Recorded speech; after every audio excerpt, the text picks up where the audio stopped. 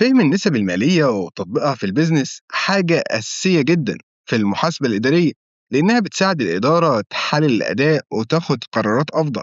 والنسب بتبقى مفيدة بشكل أساسي لما نقارنها بمعايير بنش ماركس أو بمنافسين أو حتى بالأداء السابق لنفس الشركة. لكن قبل ما نوصل للمرحلة ديت لازم الأول يبقى عندنا قوائم مالية مجمعة consolidated financial statements للشركة. اللي قدامنا هنا هم الانكم ستيتمنت والبالانس شيت لشركة افتراضية. كل الأرقام المعروضة هنا بالملايين من الدولارات، وإحنا قمنا بتجميع بنود كتير في قائمة الدخل وشلنا صفوف مش محتاجينها وهكذا، وعملنا نفس الكلام ده في البالانس شيت. فنشوف إن الشركة عندها توقعات للسنة المنتهية في 2018 وكمان الأرقام الفعلية اللي عملتها في السنة المنتهية في 2017. إيرادات المبيعات السيلز ريفينيو كانت حوالي 120 مليار دولار، وهم متوقعين 164 مليار في نهاية 2018. تحت كده عندنا الأصول الأسيتس والالتزامات اللايبيلتيز وحقوق المساهمين الشير هولدرز ايكويتي الخاصة بالشركة دي. بشكل عام الشركة شكلها مش ناوية تنمو نمو كبير قوي في الكاش أو الشورت تيرم ريسيفبلز وهكذا. لكن الهدف هنا مش إننا نحدد مدى دقة التوقعات من عدمها، الهدف بس إننا نفهم إيه البنود اللي بتتكون منها كل قائمة مالية من القوائم دي. قائمة الدخل بتورينا إيه اللي حصل خلال فترة زمنية، يعني قائمة الدخل الفترة المنتهية في 31 ديسمبر 2017 بتوضح كل الإيرادات والمصروفات والنتيجة النهائية اللي حصلت خلال سنة 2017 كاملة. فبنشوف إن الشركة باعت سلع بقيمة 120 مليار دولار خلال الفترة دي، وبالمثل الشركة اتحملت مصروفات كبيرة خلال نفس الفترة. بالتحديد تكلفة البضاعة المباعة الcost of goods sold كانت 86 مليار 937 مليون، وكان عندهم حوالي 5 مليار في الإهلاك والاستهلاك الdepreciation والamortization، ومصروفات الSG&A كانت حوالي 34 مليار وهكذا. الفكرة إن قائمة الدخل بتقول لنا إيه اللي حصل خلال فترة زمنية، ممكن تشبهها بفيلم بتتفرج عليه بتحكي لنا اللي حصل في الفترة اللي إحنا مهتمين بيها. على العكس من قائمة الدخل الميزانية العمومية بتورينا إحنا فين في نقطة زمنية معينة. فالشركة ديت مبين إن عندها إجمالي نقدية متاحة كاش اون هاند بقيمة 82 مليار دولار في نهاية 2017. الأكاونتس ريسيفبل حوالي 36 مليار 318 مليون، والمخزون الانفنتوريز الإجمالي بتاعه 22 مليار 354 مليون.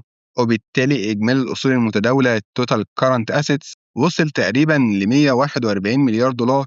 الميزانية العمومية بتورينا كل اللي الشركة بتملكه، وكمان بتورينا اللي الشركة مدينة بيه للغير، وده بيظهر في قسم اللايبيليتيز الالتزامات وحقوق المساهمين الشير هولدرز ايكويتي. قسم الالتزامات بيورينا ديون الشركة والديون طويلة الأجل اللون تيرم ديت، والجزء المتداول من الديون طويلة الأجل اللي هو ال current portion of long term debt، والديون قصيرة الأجل الشورت تيرم ديت وهكذا. وكمان بنعرف من خلاله قد إيه المساهمين مالكين في الشركة. والمهم جدا إن إجمالي الأصول دايما لازم يساوي إجمالي الالتزامات وحقوق المساهمين مع بعض، وبالفعل لما نبص هنا هنلاقي إن هما متساويين في المرحلة ديت. وبعد ما بقى عندنا مجموعة قوائم مالية مبسطة ومجمعة نبقى جاهزين نبدأ نحلل الريشيوس النسب وندخل على السيولة الليكويديتي. السيولة متغير أساسي الشركات بتركز عليه كتير، أحيانا بيحدد إذا كانت شركة تقدر تستمر في السوق ولا لأ. وبسبب أهمية التحليل ده ظهر نوع مخصص من النسب بيقيس قدرة الشركة على الوفاء بالتزاماتها قصيرة الأجل، واللي بنسميه نسب السيولة أو الليكويديتي ريشيوس. النسب ديت في الأساس بتجاوب على سؤال مهم: هل الشركة عندها موارد كفاية دلوقتي تخليها تقدر تسدد التزاماتها قصيرة الأجل؟ وفي نسبتين لازم تبقى عارفهم: الأولى نسبة التداول الكرنت ريشيو، والتانية هي النسبة السريعة الكويك ريشيو. نسبة التداول هي ببساطة الأصول المتداولة الكرنت أسيتس مقسومة على الالتزامات المتداولة الكرنت liabilities. ولو مش متعود على مصطلح متداول أو current، المقصود بيه هنا الأصول اللي ممكن تتحول لنقدية في أقل من سنة، أو أصول هي أصلا نقدية. أما الالتزامات فهي ديون أو التزامات مستحقة خلال السنة الجاية، زي التزامات لبنك مثلا مستحقة خلال 6 شهور. أما النسبة السريعة لكويك ريشيو فهي تعديل بسيط على نسبة التداول. الفكرة إن أحيانا المخزون الموجود في البالانس شيت للشركة مش سهل بيعه زي ما إحنا نفسنا إن ده يحصل. علشان كده النسبة السريعة ديّة بتاخد الأصول المتداولة وتطرح منها المخزون، وبعدين تقسم الناتج على الالتزامات المتداولة. فخلّي بالك من وظيفة كل نسبة. لو بصينا على الأصول المتداولة لوحدها أو الالتزامات المتداولة لوحدها مش هنستفيد كتير. الأرقام ديّة غالبًا بس بتعكس حجم الشركة. الشركات الكبيرة طبيعي جدًا يكون عندها أصول أكتر وفي نفس الوقت التزامات أكتر، فالقيمة المطلقة مش هي المهمة. المهم إن يكون في توازن. فاللي يهمنا فعلًا هو العلاقة بين الاتنين. النسبة بينهم هي اللي بتقول لنا هل الشركة معرضة لمخاطر سيولة والّا لأ، وهل عندها دولارات جاهزة تكفي تسد الدولارات اللي عليها والّا برضه لأ. ودلوقتي خلينا ننتقل لمثال. أنا دلوقتي عايز أحسب للشركة الافتراضية ديّة نسبة التداول والنسبة السريعة زي ما كانت فعلًا في نهاية 2017 وكمان زي ما هي متوقعة في نهاية 2018، وكمان علشان يبقى عندنا معيار نقارن بيه في نطاقات بتعتبر طبيعية. يعني نسبة تداول حوالي 5 بتعتبر قوية وآمنة جدًا، بينما النطاق حوالي 3 في النسبة السريعة يعتبر مستوى طبيعي وآمن نسبيًا. فخلينا نحسب النسب ديّة لسنة 2017. بس كتنويه أنا ضايف تعليق في كل معادلة من معادلات النسب دي. نسبة التداول هنا بتساوي الأصول المتداولة على الالتزامات المتداولة، والتعليق على النسبة السريعة بيقول إن النسبة السريعة بتساوي الأصول المتداولة ناقص المخزون على الالتزامات المتداولة. علشان نحسب نسبة التداول هننزل هنا على الميزانية، نجيب الأصول المتداولة ونقسمها على الالتزامات المتداولة، ونقدر نسحب المعادلة. واللي بنلاحظه إن السيولة ضعيفة نسبيًا عند الشركة دي، مش عندهم أصول كتير جاهزة يدفعوا بيها التزاماتهم. النسبة 1.72%، ودي معناها إن الشركة عندها $72 من الأصول المتداولة لتغطية كل $1 من الالتزامات المتداولة. المستوى ده ما يعتبرش مريح جدًا من ناحية السيولة، في هامش أمان لكن مش كبير بما يكفي يخلي المخاطر شبه معدومة. طيب إيه وضع النسبة السريعة؟ هنا هناخد الأصول المتداولة وأطرح منها المخزون، وبعدين أقسم الناتج على الالتزامات المتداولة. ولما نعمل كده بنلاقي إن النسبة السريعة لكويك ريشيو قلت مقارنة بالكرنت ريشيو. وطبعا بما إننا شلنا الانفنتوري فالكويك ريشيو أقل بحوالي 3 من 10 من الكرنت ريشيو. فالنسبة السريعة للنطاق الطبيعي ليها يكون حوالي 3، هتطلع 1.45 فعليًا في 2017 و1.22% في نهاية 2018. الوضع من ناحية السيولة مش في أحسن حالاته، والشركة ممكن تدخل في ضغوط تمويلية قريب. في نهاية 2018 حسب التوقعات اللي قدامنا هيبقى عندهم $1.22 بس من الأصول السائلة مقابل كل دولار واحد من الالتزامات اللي عليهم. دلوقتي بعد ما شفنا ازاي تقيم نسبة التداول والنسبة السريعة عمليا وازاي تحسبهم، هتبقى في وضع أحسن إنك تلعب دور في تقييم الوضع المالي لشركتك نفسها. طيب بعد ما خلصنا السيولة خلينا نتكلم عن موضوع تاني مهم جدا: الديون. الديون أو الديت ليها جانب كويس وجانب وحش بالنسبة للشركات. الديون بتوفر درع ضريبي كأنك ماسك سيف ودرع، وبتساعد في خلق الرافعة المالية الليفرج اللي ممكن تزود الربحية. لكن في المقابل الديون الكتير قوي ممكن تقل كاهل الشركة بهيكل تكاليف صعب التحكم فيه. فكمتخصصين في المحاسبة الإدارية أو التحليل المالي، واحدة من أهم مهامنا هي المساعدة في إدارة التوازن الحساس ده باستخدام نسب الديون الديت ريشيوس. نسب الديون هي مؤشرات مالية بتساعدنا نفهم وضع الشركة، وبالتحديد بتجاوب على سؤالين مهمين: أولاً هل الشركة عليها ديون أكتر من اللازم؟ وثانياً بناءً على مستوى الديون اللي على الشركة هل أرباحها تقدر تغطي احتياجات خدمة الديون؟ الاتنين دول قضايا أساسية لأي شركة موجودة في السوق. وفي 3 نسب بنركز عليهم لما نيجي نقيم الديون. أول نسبة هي عدد مرات تغطية الفوائد أو التايمز انترست ايرند أو اختصارها TIE. نسبة ال TIE ببساطة بتساوي ال EBIT على مصروفات الفايدة الانترست اكسبنس. ونسبة ال TIE بتقول لنا إحنا بنحقق أرباح قد إيه مقارنة باللي لازم ندفعه كفوايد على الديون. فلو نسبة ال TIE أقل من 1 فده معناه إننا بنعمل أرباح أقل من الفوايد اللي مطلوب ندفعها بس. يعني مفيش فلوس تروح للمساهمين ولا حتى لسداد أصل الدين لبرنسبل. علشان كده إحنا محتاجين نسبة ال TIE ما تقلش عن 1. ويفضل تبقى مضاعفات للواحد زي 3 أو 4 أو 5 مرات علشان نغطي عدم يقين أو تغيرات في البيزنس. النسبة التانية اللي بنهتم بيها في الديون هي نسبة الديون الديت ريشيو، وهي ببساطة بتساوي التوتال liabilities على التوتال assets. النسبة ديت بتقول لنا قد إيه من أصول الشركة ممول بالديون. كل ما نسبة الديون تبقى أعلى مقارنة بإجمالي الأصول، كل ما اعتماد الشركة على الاقتراض بيزيد، وبالتالي مستوى المخاطرة يرتفع. النسبة التالتة اللي بنهتم بيها في تحليل الديون، وهي في الأساس تطوير لنسبة TIE الإبدا كفرج ريشيو. النسبة ديت بتقيس قدرة الشركة على تغطية التزاماتها التمويلية بالكامل، مش بس الفوائد، باستخدام أرباح قريبة من النقدية الفعلية. الفكرة هنا إننا مش بنكتفي بالأرباح التشغيلية ال EBIT، لكن بنضيف عليها البنود غير النقدية علشان نقرب أكتر للتدفقات النقدية الفعلية. فالمعادلة بتكون تقريبا بالشكل ده: ال EBIT زائد الإهلاك والاستهلاك الديبريشيشن والأمورتيزيشن زائد الليس بيمنتس اللي هي مدفوعات الإيجار، وكل ده مقسوم على مصروفات الفايدة زائد مدفوعات الإيجار والقروض. خلي بالك لما بنتكلم عن مدفوعات الإيجار في البسط، إحنا غالبا بنقصد أي مدفوعات إيجار الشركة بتحصل عليها، مش الإيجارات اللي بتدفعها. خلينا نشوف مثال عملي ونطبق. عايزين نحسب الثلاث نسب: التايمز انترست ايرند والديت ريشيو ونسبة تغطية الإبدا. أنا ضايف تعليق على كل نسبة موضح فيها المعادلة علشان الحساب يبقى واضح وسهل خطوة بخطوة. نبدأ بنسبة التايمز انترست ايرند. النسبة ديت معادلتها بسيطة: الاي بي اي تي على مصروفات الفوائد. يعني بناخد الأرباح قبل الفوائد والضرائب اللي هي الاي بي اي تي، ونشوف هي بتغطي مصروفات الفوائد كم مرة. فنروح لقائمة الدخل ونجيب الاي بي اي تي بالنسبة للشركة ديت. واضح إن السنة اللي فاتت كانت صعبة شوية، كان عندهم خسارة في الEBIT بعد ما سجلوا مصروفات غير عادية اللي هي الunusual expenses، وده مش أمر نادر بالنسبة لشركة كبيرة متداولة في البورصة.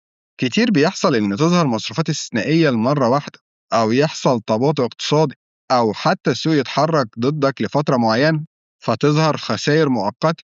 النقطة المهمة هنا إن الخسائر ديّة تكون مؤقتة وما تتحولش لوضع مستمر.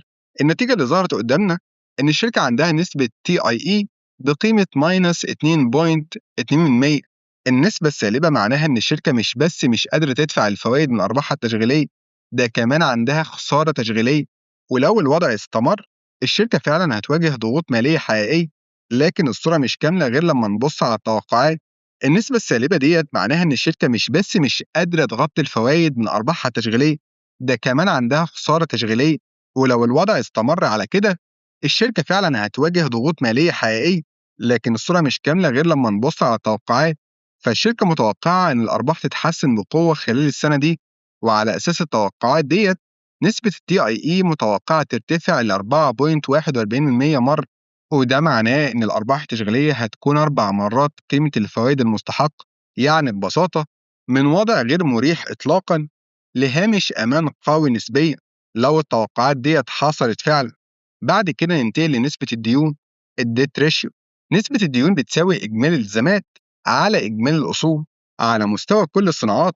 متوسط نسبة الديون حوالي 33%، والنسبة ديّة بتختلف بشكل كبير. شركات التصنيع التقيلة زي شركات السيارات غالبًا بيبقى عندها ديون أكتر من شركات خفيفة الأصول زي شركات السوفت وير. فطبعًا في اختلافات كبيرة حسب الصناعة. إحنا مش عارفين الشركة ديّة في أنهي صناعة، لكن واضح إن هي عندها نسبة ديون عالية. نسبة الديون 80% معناها إن 80 سنت من كل دولار أصول في الشركة ممول بأموال مقترضة، و20 سنت بس جاي من حقوق الملكية الequity. طيب ده هيتغير إزاي في 2018؟ في فرق بسيط جدًا ما بين الفترتين. أخيرًا نروح لنسبة تغطية الإبدا. الشركة مش باين عليها عندها أي مدفوعات إيجار أو قروض سواء ليها أو عليها حسب قائمة الدخل، فبالتالي هنستخدم الEBIT زائد الإهلاك والاستهلاك وزائد مدفوعات الإيجار اللي غير موجودة، وكل ده مقسوم على مصروفات الفوايد. في الحالة ديّة نلاقي إن نسبة تغطية الإبدا بتساوي -1، وده مؤشر مش كويس. ده معناه إن الشركة مش قادرة تغطي مصروفات الفوايد الحالية بناءً على أرباحها الحالية حتى بعد ما نضيف الإهلاك والاستهلاك. لكن الشركة متوقعة تحسن قوي في الربحية، وعلشان كده متوقعين نسبة تغطية الإبدا توصل ل5 مرات بنهاية 2018، وده بيعكس قدرة أقوى على تغطية الالتزامات التمويلية ويقلل مستوى المخاطرة. دلوقتي شفنا إزاي نستخدم نسب الديون المختلفة علشان نقيم الشركة ووضعها المالي، ودلوقتي طبعا تقدر تفكر إزاي النسب ديت تقدر تطبقها على الشركات اللي بتشوفها حواليك. في النهاية كل التحليلات ديت بتخدم هدف واحد: الربحية، لأن الشركات في الأساس موجودة علشان تعمل أرباح. وعلشان نقيم أداء الشركة ونعرف إذا كان المسؤولين عن إدارة الشركة بيقوموا بدورهم بكفاءة ولا لأ، فالشركات غالبا بتعتمد على مجموعة من نسب الربحية، البروفيتابيلتي ريشيوس. ومن أشهر النسب ديت 3 نسب أساسية: هامش التشغيل الأوبريتنج مارجن اللي هو الأو إم، وهامش صافي الربح البروفيت مارجن البي إم، وهامش مجمل الربح الجروس بروفيت مارجن الجي بي إم. كل نسبة من التلاتة دول بتقيس الربحية من زاوية مختلفة، وبتدينا فهم أعمق لجودة الأداء التشغيلي والمالي للشركة. هامش الربح التشغيلي الأوبريتنج مارجن ببساطة هو الاي بي اي تي على السيلز. النسبة ديت بتقول لنا الشركة بتعمل كام ربح تشغيلي من كل دولار مبيعات قبل ما نحسب الفوائد والضرائب.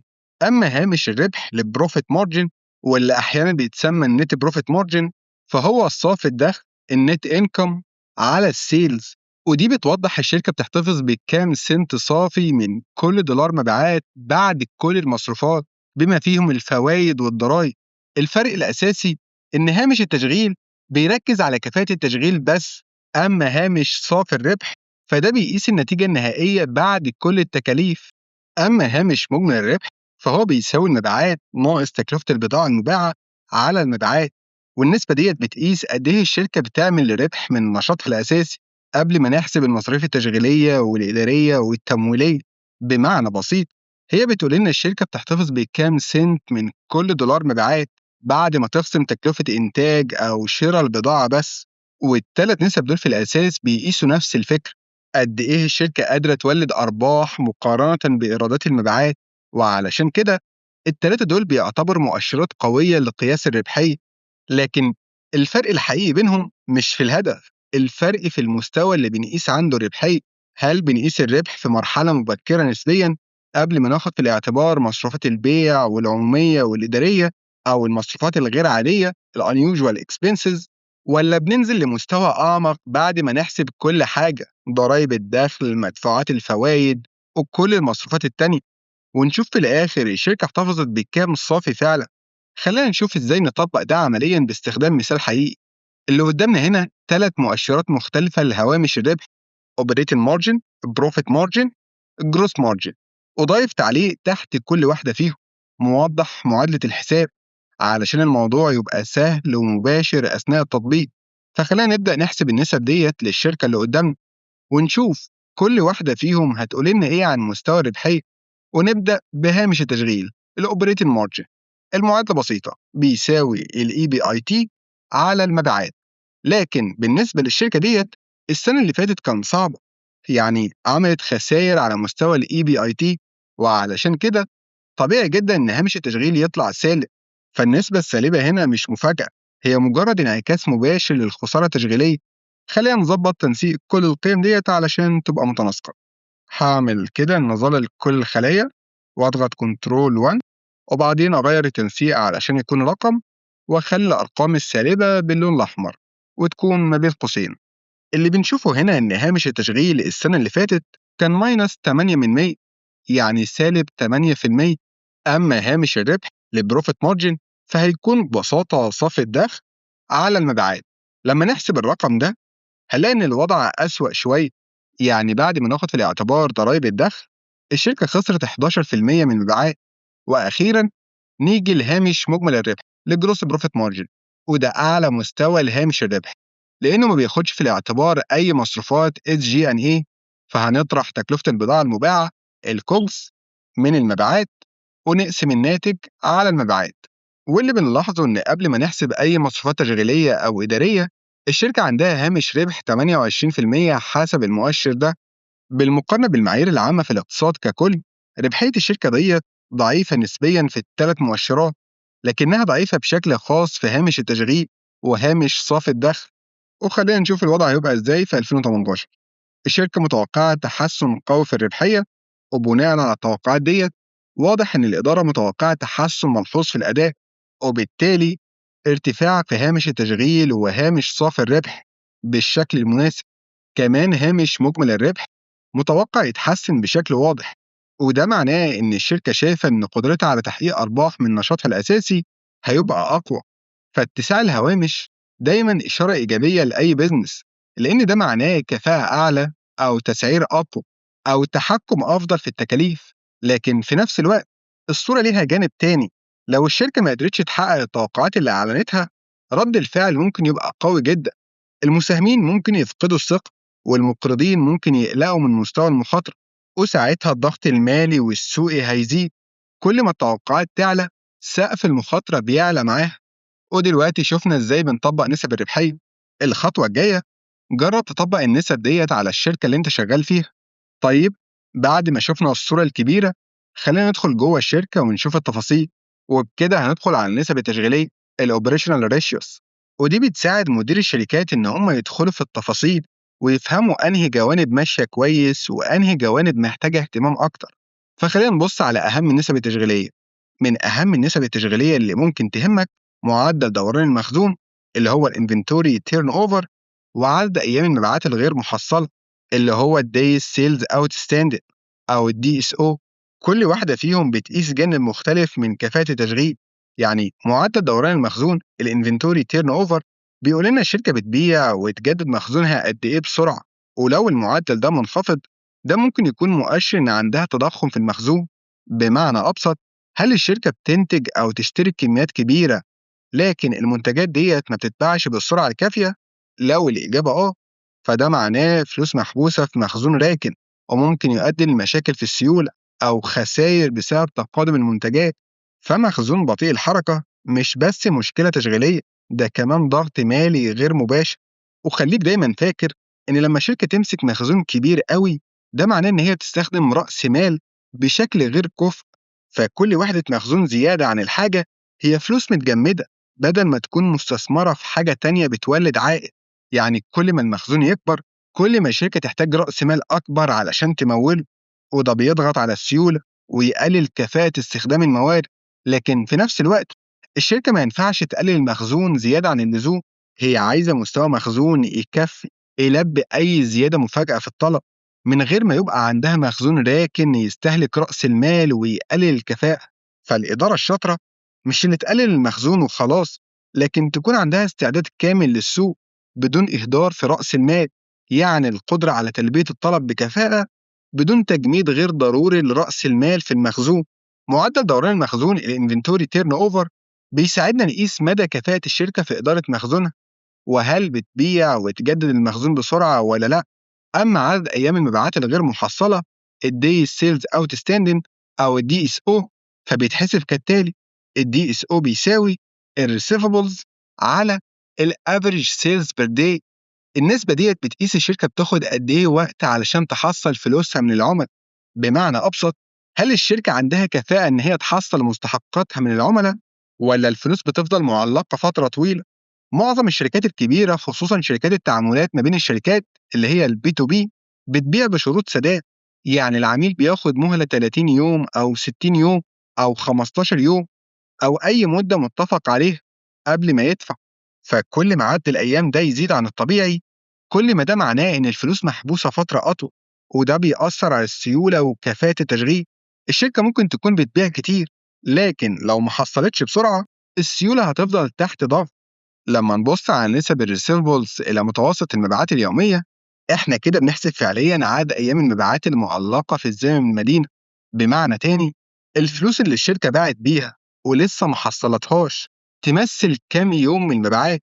فلو لاحظنا إن أرقام الدي اس او بتزيد مع الوقت ده مؤشر إن الشركة بدأت تواجه صعوبة في تحصيل مستحقاتها من العملاء اللي منحتهم ائتمان. وده ممكن يحصل لأسباب زي ضعف في إدارة التحصيل، تدهور في جودة العملاء، أو ضغط اقتصادي عام بيأثر على قدرة العملاء على السداد. فارتفاع الدي اس او مع الوقت معناه إن النقدية تدخل أبطأ، وده بيضغط على السيولة حتى لو المبيعات شكلها كويس. في كمان نسبتين من التشغيل لازم تبقى عارفهم: معدل دوران الأصول الثابتة اللي هي الفيكسد اسيت تيرن اوفر أو اختصارها FAT، ومعدل دوران إجمالي الأصول الTotal Asset Turnover الTAT. معدل دوران الأصول الثابتة بيساوي السيلز على النت فيكسد أسيتس. النسبة ديت بتقيس الشركة بتستخدم أصولها الثابتة زي المصانع والمعدات بكفاءة قد إيه علشان تولد مبيعات. أما معدل دوران إجمالي الأصول فمعادلته بتساوي المبيعات على التوتال أسيتس، وده بيقيس كفاءة استخدام كل أصول الشركة مش بس الأصول الثابتة. الفكرة الأساسية في النسبتين دول إن هما بيجاوبوا على سؤال واحد: الشركة بتولد مبيعات قد إيه مقابل كل دولار مستثمر في الأصول. الفرق بينهم إن إجمالي الأصول بيشمل أصول تانية غير ملموسة زي العلامات التجارية أو براءات الاختراع، والأصول ديت مش دايما بتمثل استثمار مادي مباشر زي المصانع أو المعدات. وارتفاع معدلات الدوران غالبا معناه كفاءة أعلى في استغلال الأصول، لكن لازم نقارنه بطبيعة الصناعة، لأن بعض القطاعات بطبيعتها كثيفة الأصول أكتر من غيرها. خلينا نبدأ نطبق المعادلات ديت على الشركة اللي قدامنا ونشوف كل مؤشر هيكشف لنا إيه عن كفاءة التشغيل. عندنا هنا 4 نسب تشغيلية مهمة: الانفنتوري تيرن اوفر، الدايز سيلز اوتستاندنج، والتوتال اسيت تيرن اوفر، وكمان الفيكسد اسيت تيرن اوفر. وعلشان نسهل الحساب ونخلي الامور اوضح، ضايف تعليق تحت كل نسبة موضح فيها المعادلة الخاصة بيها. ده بيخلينا نركز على الفهم والتحليل بدل ما نضيع وقت في حفظ الصيغ. الارقام ديت هتقول لنا الشركة بتدير مخزونها وفلوسها واصولها بكفاءة قد ايه فعلا. فخلينا نبدأ بحساب معدل دوران المخزون، وده ببساطة المبيعات السيلز على الانفنتوري. المبيعات أو الإيرادات بنلاقيها في قائمة الدخل، والمخزون بناخده من البالانس شيت. في الحالة ديت واضح إن الشركة عندها معدل دوران مخزون حوالي 5 مرات، ومتوقع إن الرقم ده يزيد مع الوقت ل7 مرات، والمتوسط حوالين كل الصناعات حوالي تقريبا 2 مرة. لكن لازم تبقى فاهم نقطة مهمة جدا: الصناعات بتختلف عن بعض اختلاف كبير. تصنيع السيارات مثلا ملوش علاقة بإنتاج النفط ولا ليه نفس طبيعة تجارة التجزئة. كل صناعة ليها دورة تشغيل مختلف وطبيعة مخزون مختلف وسرعة بيع مختلف. علشان كده كل النسب اللي بنشوفها هنا وخصوصا النسب التشغيلية بتختلف بشكل واضح جدا حسب الصناعة. واحنا في الحالة ديت مش عارفين الشركة ديت بتشتغل في أنهي صناعة، فمش هنقدر نحكم بشكل قاطع إذا كان معدل دوران المخزون ده كويس ولا وحش، لأن أي نسبة مالية من غير سياق صناعي واضح ممكن تكون مضللة. المقارنة الصح دايما بتكون مع الشركات من نفس القطاع. النسبة التانية معدل دوران المخزون بتساوي المبيعات على المخزون، واللي واضح من الأرقام هنا إن الشركة ناوية تزود المبيعات مقارنة بمستوى المخزون اللي عندها. فكل ما الرقم ده بيزيد كل ما ده معناه إن الشركة بتبيع مخزونها بسرعة أكبر أو بتحتفظ بمستوى مخزون أقل نسبيا مقارنة بحجم المبيعات. بمعنى أبسط، هي بتستخدم المخزون بكفاءة أعلى. حاليا الشركة شكلها أكتر كفاءة شوية من متوسط الشركات في الاقتصاد، لأن معدل دوران المخزون عندها أعلى من المتوسط. وكمان التوقعات بتشير إن الكفاءة ديت ممكن تتحسن أكتر خلال السنين الجاية، وده معناه إدارة أفضل للمخزون وتقليل رأس المال المتجمد فيه. بعد كده نروح لحساب عدد أيام المبيعات الغير محصلة الDSO. النسبة ديت شوية أعقد من اللي قبلها، لأن الشركة مش مديانا متوسط المبيعات اليومية بشكل مباشر، وده طبيعي جدا. معظم الشركات ما بتقولش للمساهمين الخارجيين عن رقم المبيعات اليومي بالتحديد، اللي بيظهر عادة هو رقم المبيعات السنوية. لكن هنا بيجي دورنا كمحاسبين أو كمحللين ماليين. كمحاسب إداري داخل الشركة عندك إمكانية الوصول للتفاصيل التشغيلية الكاملة، وتقدر ببساطة تحسب متوسط المبيعات اليومية بقسمة إجمالي المبيعات السنوية على 365 يوم أو عدد أيام التشغيل الفعلي. يعني على الرغم إن الرقم مش ظاهر بشكل مباشر إلا إنه سهل جدا الاستنتاج لو عندك البيانات الأساسية. في حالتنا هنا نقدر نحسبها بسهولة: الDSO بيساوي الريسيفبلز على متوسط المبيعات اليومية. أول خطوة ننزل نجيب الريسيفبلز من البالانس شيت، وهنلاقيها تحت بند الأكونتس ريسيفبل. تاني خطوة نقسمها على متوسط المبيعات اليومية. علشان نعمل ده هناخد إجمالي المبيعات السنوية ونقسمها على 365 يوم في السنة. في الحالة ديت عدد أيام المبيعات الغير محصلة الDSO طلع 110 يوم، وده معناه إن الشركة في المتوسط بتاخد حوالي 110 يوم علشان تحصل فلوس مبيعاتها. طيب ده ممكن يتغير إزاي؟ لما نبص على توقعات الشركة للمستقبل نلاقي إن هم مش متوقعين أي زمن مدينة خالص، وده افتراض غير واقعي بدرجة كبيرة.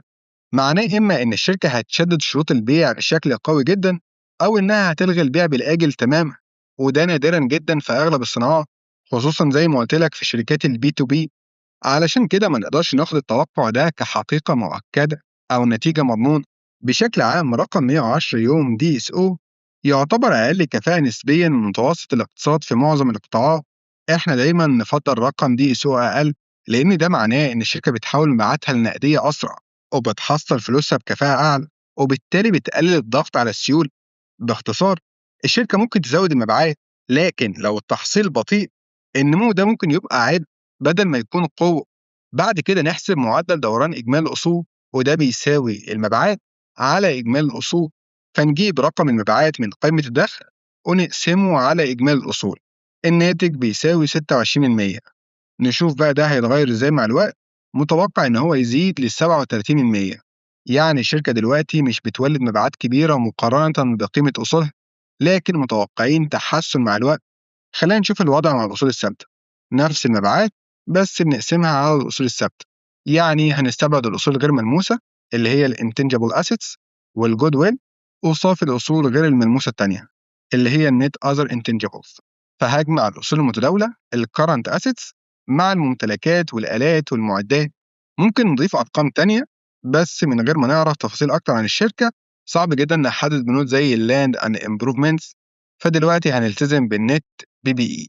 في الحالة ديت معدل دوران الأصول الثابتة الفيكسد أسيت تيرن أوفر طلع 62%. ده رقم محترم أكتر، لسه أقل من متوسط الشركات في الاقتصاد، لكن برضه ده بيختلف جدا من صناعة للتانية. ومتوقعين إن هو يزيد بشكل كبير ويوصل ل 1.4% في نهاية السنة. زي ما شفت، النسب التشغيلية ليها دور مهم جدا في إدارة البيزنس وضمان إن هو يمشي بسلاسة. بص على النسب التشغيلية في الشركة اللي أنت شغال فيها، وشوف بتقارن إزاي بالمنافسين وبنفس الشركة خلال السنين اللي فاتت. كل النسب اللي شفناها كانت أجزاء من الصورة. دلوقتي هنجمع الأجزاء ديت كلها مع بعض في نظام واحد شامل، نظام اسمه نظام ديبونت أو تحليل ديبونت. والنظام ده علشان تبقى عارف متسمى على اسم شركة ديبونت، واللي طورته من أكتر من 100 سنة عن طريق واحد من مندوبي المبيعات المميزين عندهم. الفكرة في معادلة ديبونت إن هي ما بتكتفيش تقول الشركة بتكسب قد إيه، لكن بتفكك الربحية وتوضح مصدرها.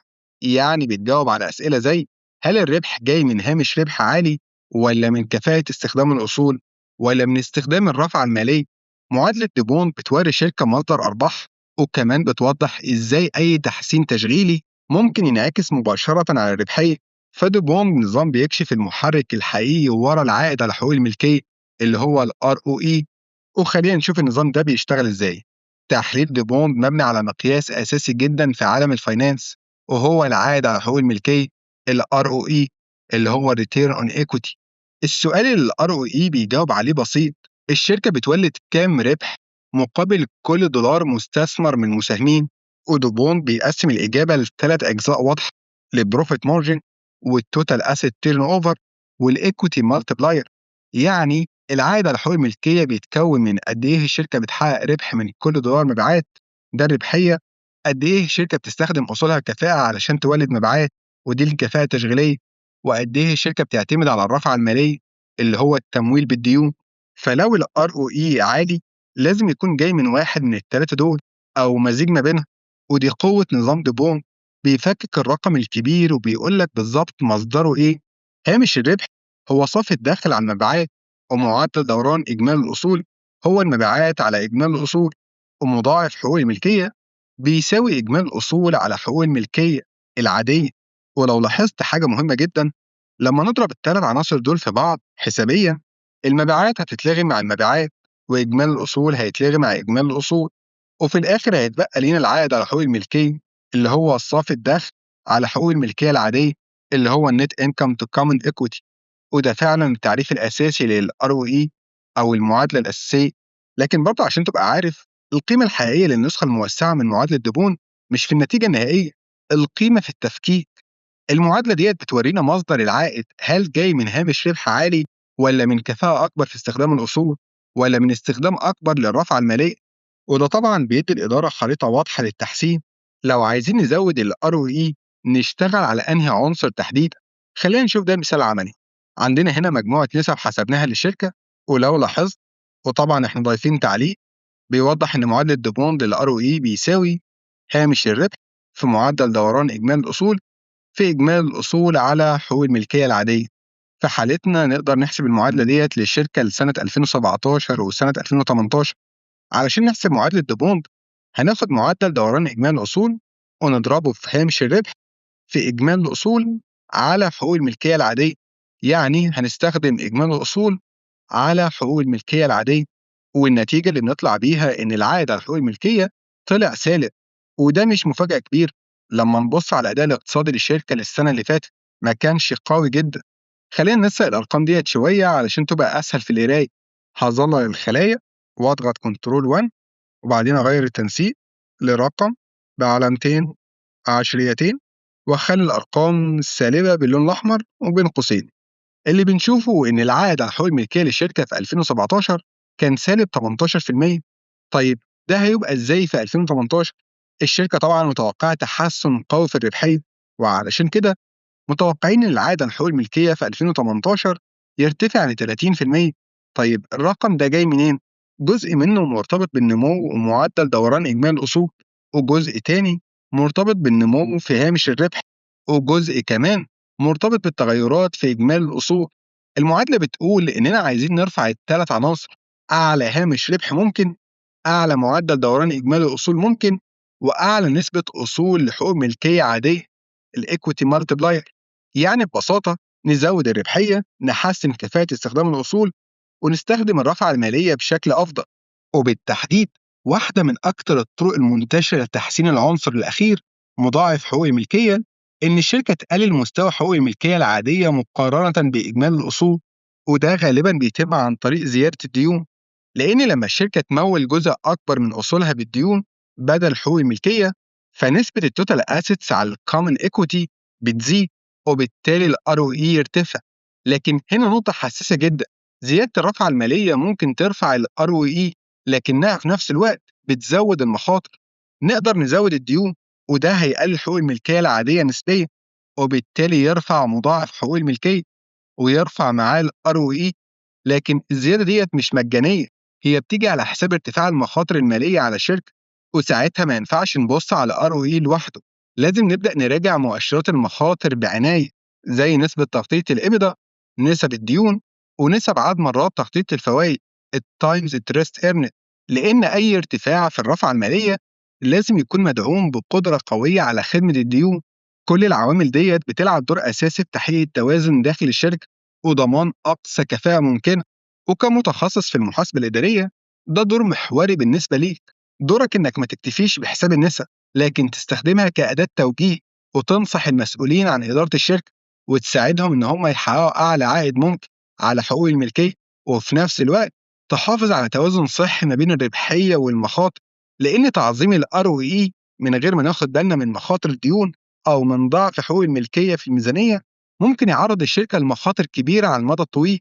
دلوقتي بعد ما شفنا نظام ديبون بيشتغل إزاي، المفروض تبقى جاهز تطبقه في شركتك وتبدأ تقدم توصيات واضحة: نزود الربحية منين، نحسن كفاءة الأصول إزاي، نستخدم الرافعة المالية بشكل أفضل من غير ما نزود المخاطر. وهنا يبدأ دورك الحقيقي كمحلل وإداري مؤثر في القرار. ولو حسيت إن تحليل النسب ونظام ديبون فتحوا معاك باب جديد للفهم، فاعرف إن ده مجرد البداية.